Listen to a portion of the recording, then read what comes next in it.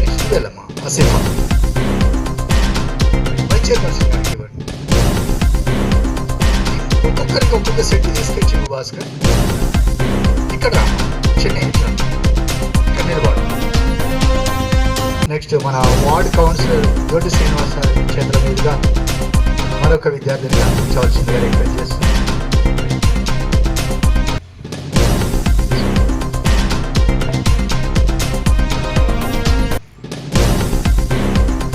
అదేవిధంగా మన పాఠశాల అమ్మ ఆదర్శ పాఠశాల చైర్పర్సన్ వరలక్ష్మి గారి చంద్ర మీదుగా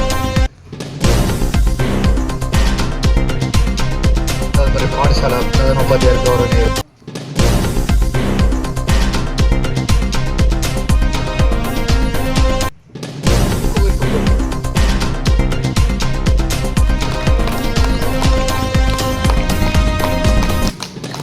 క్లాప్స్ కొట్టాలి. క్లాప్స్ ఎవరు కాకూడదు వాళ్ళకి నెక్స్ట్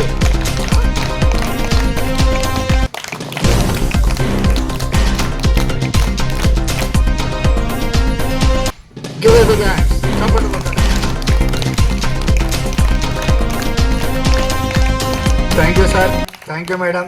చక్క గారికి మనం విద్య ఉంటేనే ఎంతైనా ఎదగగలం, ఏదైనా సాధించగలం.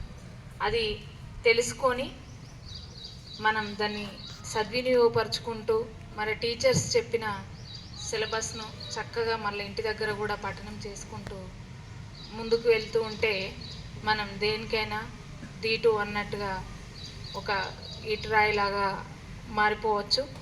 ఒకప్పుడు వసతులు కరెక్ట్ లేకున్నా అప్పుడు గవర్నమెంట్ స్కూల్ అంటేనే, ప్రభుత్వ పాఠశాలలు అంటేనే ప్రాముఖ్యం ఎక్కువగా ఉండేది.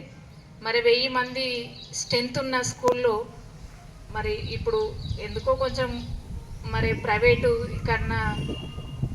స్కూల్లో వారి అక్కడ ఆకర్షితులై ఇక్కడ తగ్గిపోతున్నారు అనిపిస్తుంది. కాకపోతే ఇక్కడనే మన ప్రభుత్వ పాఠశాలలోనే క్వాలిఫైడ్ టీచర్స్ ఉంటారు. ఎన్నో ఎగ్జామ్స్ మంచి టీచర్స్, నైపుణ్యం గల టీచర్స్ ఉంటారు. అది మీకు కూడా తెలిసిందే. మరి మీ చుట్టుపక్కల ఫ్రెండ్స్కు కానీ వాళ్ళందరికీ చెప్పి ఇంకా టీచర్స్ కూడా బడిబాట కార్యక్రమం చేస్తున్నారు. ఇంకా ఎక్కువ స్ట్రెంత్ వచ్చేటట్టుగా మా వంతుగా కూడా మేము కృషి చేస్తూ మరి ఈ స్కూల్ అంటేనే 70 ఏళ్ళ చరిత్ర.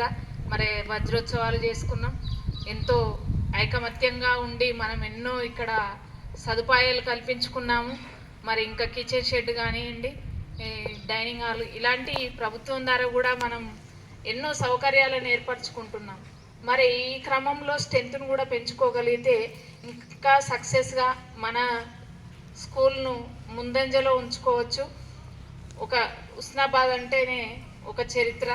మరి దాన్ని ఇంకా విద్యార్థుల ద్వారా ఇంకా నైపుణ్యం పెంపొందించి మంచి ర్యాంక్ వచ్చే విధంగా G1 గ్రేడ్ 1 వచ్చే విధంగా మనం విద్యార్థులను తయారు చేసుకొని మంచి ఆదర్శవంతమైన పాఠశాలగా రూపుదిద్దుకునడంలో ముందంజ వేయాలని కోరుకుంటూ మరి ఇప్పుడు ఈ కార్యక్రమానికి వచ్చిన ప్రభుత్వం అవి భరించి మీకు ఫ్రీగా ఇస్తున్నారంటే మీరు కూడా మంచిగా కృషి చేసి మంచి